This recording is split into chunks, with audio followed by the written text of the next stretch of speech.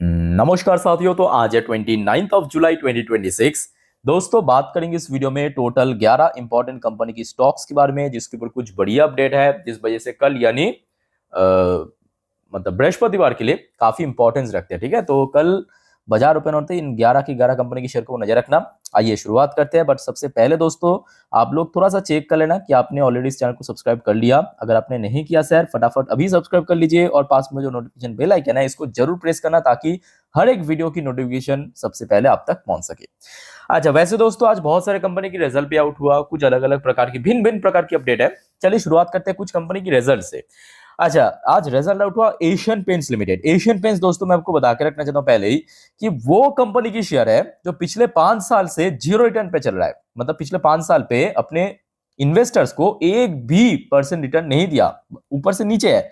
पर उसके पहले की अगर हम बात करें तो आप देख पाएंगे एशियन पेंट्स जब आखिरी बार अपना मूवमेंट दिया था, यानी 2021 वही 22 तक कह सकते हो, 22 नहीं लगभग 21 तक ये पकड़ सकते हो। तो उसके पहले लगभग 30,000% के आसपास रिटर्न दे चुका था। तो काफी कंसिस्टेंट रिटर्न देने वाली शेयर कि किस प्रकार से दोस्तों इतना खराब हो गया, तो इसके पीछे मेन कारण था रशिया यूक्रेन वॉर। उसके बाद बहुत कुछ चेंज हुआ, बहुत कुछ सिनेरियो बदला। So company back to back performance weak पड़ा। आज एशियन पेंट्स की रिजल्ट आउट हुआ। अब देखिए एशियन पेंट्स ने किस तरह से बाउंस बैक कर रहा है। देखिए सबसे पहले जून 2026 यानी करंट क्वार्टर में एशियन पेंट्स की इनकम रहा 10,542 करोड़ रुपए। और दोस्तों आपके जानकारी के लिए बता के रखना चाहता हूं, ये पहली बार एशियन पेंट्स ने 5 डिजिट पे अपना इनकम रखा है। इसके पहले जो बेस्ट था मैं आपको देख के बताता हूँ। लास्ट क्वार्टर यानी क्वार्टर 4 9,247, और इस बार 10,000 करोड़ क्रॉस कर चुका है। जो पिछले साल था 8,939 करोड़। तो मतलब ईयरली बेसिस पे सीधा सीधा मैसिव यहाँ पे ग्रोथ रखा है। इवन क्वार्टरली बेसिस पर भी एक बहुत अच्छा ग्रोथ कंपनी यहाँ पे रख दिया। अच्छा, इसके साथ साथ मोस्ट इंपॉर्टेंट फैक्टर क्या है बताइए? क्योंकि रॉ मटेरियल प्राइस बढ़ रहा है, क्रूड ऑयल की प्राइस बढ़ रहा है, बट कंपनी ने दोस्तों इतना बेहतरीन ढंग से अपने मैनेजमेंट को, मतलब कह सकते हो कि मैनेज किया है इन सब चीजों को। 21% की ऑपरेशनल प्रॉफिट मार्जिन पहुंच गया। मतलब अपने एक्सपेंस को कंट्रोल किया। जो पिछले साल था 18%, पिछले क्वार्टर में था 19%, इस बार सीधा सीधा बढ़ के 21% पहुंच गया। और ये एक बहुत बड़ा दोस्तों गैप क्रिएट कर दिया। एक तो इनकम इतना ज्यादा इंक्रीज हुआ, ऊपर से मार्जिन ब्रॉड हो गया, तो जिस वजह से कंपनी की नेट प्रॉफिट दोस्तों बेस्ट एवर प्रॉफिट जनरेट किया 1,560 करोड़ रुपए की। जो पिछले साल था 1,117 करोड़, पिछले क्वार्टर में था 1,185 करोड़। और इस लेवल की दोस्तों नेट प्रॉफिट एशियन पेंट्स अपने पिछले कुछ रिकॉर्ड में आया ही नहीं। ठीक है, उसके साथ साथ इसका जो अर्निंग पर शेयर है वो तो बदला ही था, मतलब बदलना ही था। आप देखिए 16 प्लस में पहुंच चुका है। तो एशियन पेंट्स की रिजल्ट में कहूंगा बहुत, क्वार्टर बोलना भी गलत होगा एक्चुअली, बहुत सालों बाद बहुत बढ़िया परफॉर्म किया। तो पूरा पूरा चांस है एशियन पेंट्स जो लगातार गिर रहा था वो अभी आप देखिए धीरे धीरे करके रिकवर करने लगा है।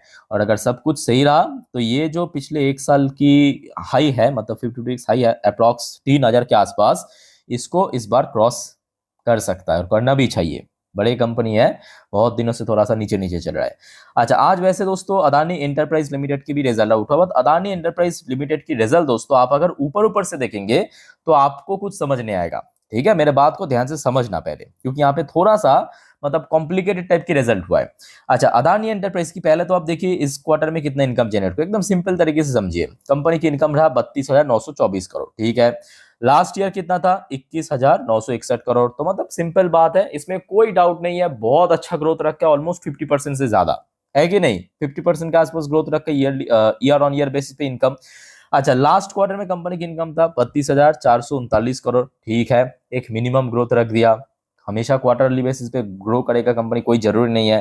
कंपनी दोस्तों सबसे बढ़िया इस बार जो दांव खेला है, कंपनी की एक्सपेंस आप देखिए ध्यान से, क्वार्टरली बेसिस पे कम हो गया, खर्चा कम हो गया ना, 27,905 करोड़। और जिस वजह से इसकी जो ऑपरेटिंग प्रॉफिट, अब दोस्तों थोड़ा सा ट्विस्ट आ रहा है इस खेल पे। इस बार ऑपरेटिंग प्रॉफिट कितना रहा? 5,019 करोड़। पिछले साल कितना था? 3,310 करोड़। पिछले क्वार्टर में कितना था? 3,731। तो बहुत अच्छा यहाँ पे ग्रोथ रखा है।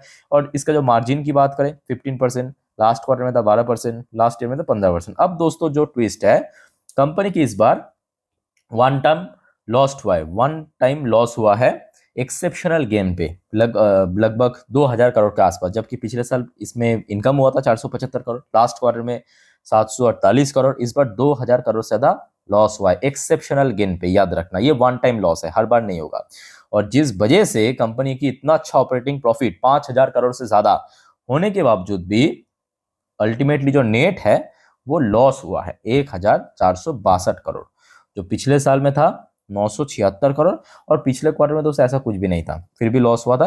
बट ओवरऑल अगर हम बात करें दोस्तों, अदानी एंटरप्राइज की रिजल्ट मैं कहूँगा अच्छा ही रहा। और एक और चीज मैं आपको बताता हूँ, अदानी एंटरप्राइज की रिजल्ट लगभग कोई 3 बजे के आसपास आउट हुआ था, 3 बजे के आसपास, और रिएक्शन भी उतना खराब नहीं था। तो आपके पास अगर अदानी एंटरप्राइज की शेयर है, यानी आप शेयर होल्डर है, डोंट वरी, मार्केट को पता था और ये इसमें भी तेजी होने का बहुत चांस है। एक और दोस्तों कंपनी हम बात करेंगे, जो आपको मैं बार बार इसके पहले भी कहा था कि भाई अभी केमिकल सेक्टर चलेगा, ये जो साल है 2026 या अगले एक साल तक केमिकल सेक्टर दोस्तों अभी मूवमेंट देगा, परफॉर्मेंस अच्छा हो रहा है, बैक टू बैक हमने देखा सारे केमिकल कंपनीज की। आज विनाटी ऑर्गेनिक, इसका भी रिजल्ट आउट हुआ, ये भी पिछले 2-3 सालों से पिट रहा है। अच्छा देखिए, पहले जून 2026 करेंट क्वार्टर में विनाटी ऑर्गेनिक की इनकम रहा 698 करोड़, जो पिछले साल था 542 करोड़, और पिछले क्वार्टर में था 611 करोड़। तो सिंपल इक्वेशन, ईयरली बेसिस पे हो, क्वार्टरली बेसिस पे हो, कंपनी दोस्तों अच्छा काम किया, अच्छा ग्रोथ रखा है। बट इस बार विनाटी ऑर्गेनिक की एक जगह पे थोड़ा चूक हुआ है, इसकी मार्जिन गिर के 26% पे पहुंच गया, जो पिछले साल था 31%, पिछले क्वार्टर में था 30%। ठीक है, आगे देखते हैं। तो कंपनी की जो नेट प्रॉफिट इस बार आया है 124 करोड़, जो पिछले साल था 113 करोड़, पिछले क्वार्टर में था 138 करोड़।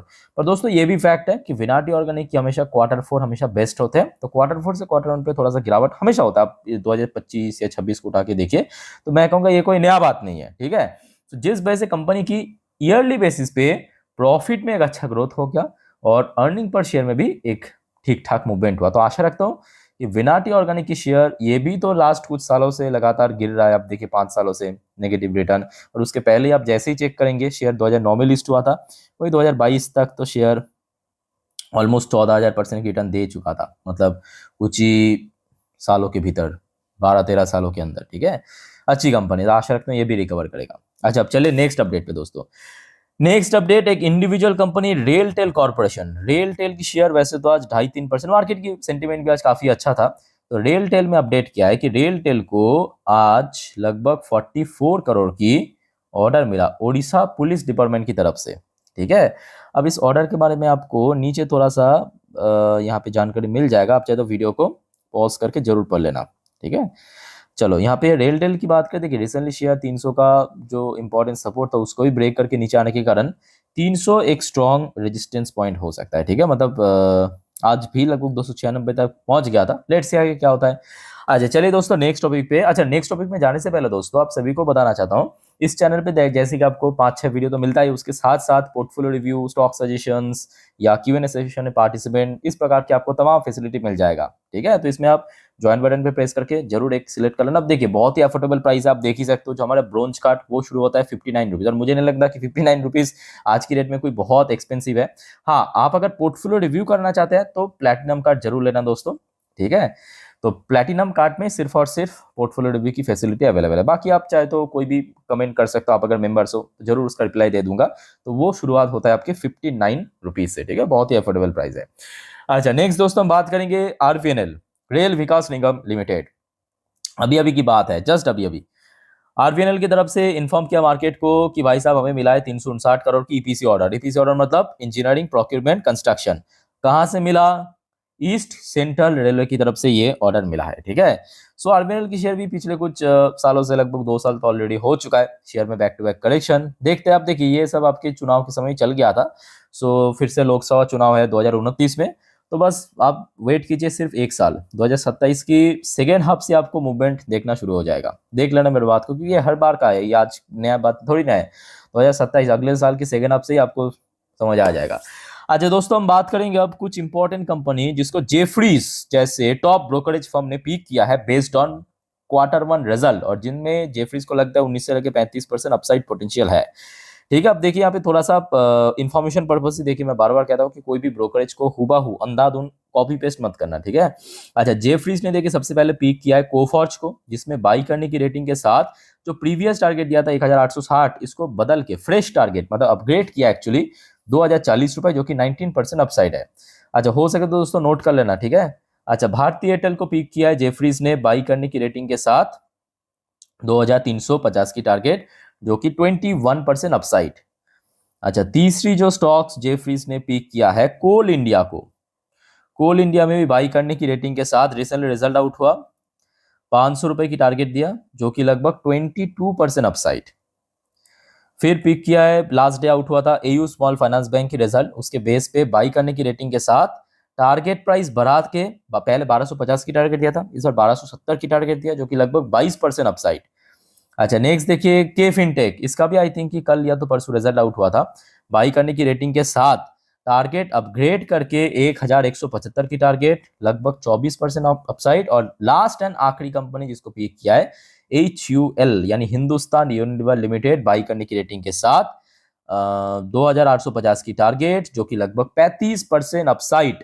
तो ये कुछ कंपनी की शेयर्स दोस्तों कल यानी 30 तारीख के लिए काफी वाइटल है, तो नोट करना दोस्तों। और आगे दोस्तों आज रात में FMC मीटिंग है, आपको पता होगा, तो उस बारे में जानकारी दे दूंगा, सिर्फ आप चैनल को सब्सक्राइब करके जरूर रखिए। सो वाइंड अप करता हूँ, टेक केयर, बाय बाय, जय हिंद।